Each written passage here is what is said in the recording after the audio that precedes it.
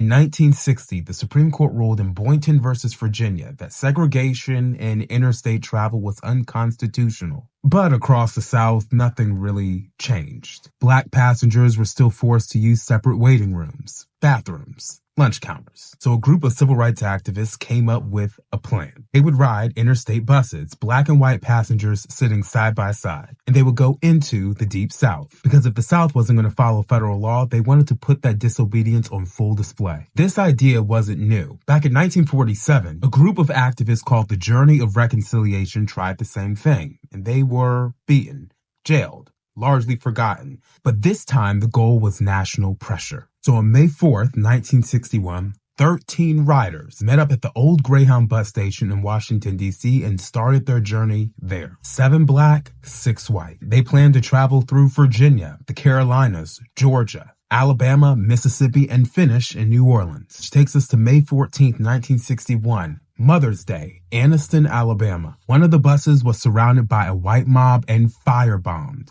and the riders barely escaped. That same day in Birmingham, the other bus was met with more violence.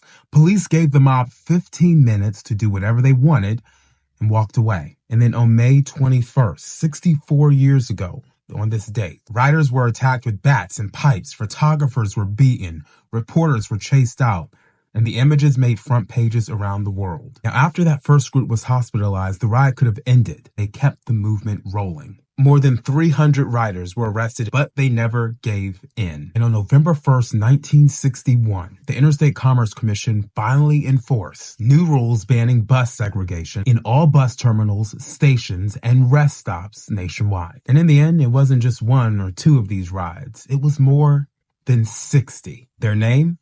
The Freedom Riders, who literally rode into history and pushed the nation to follow its own laws. How's that for some Black history?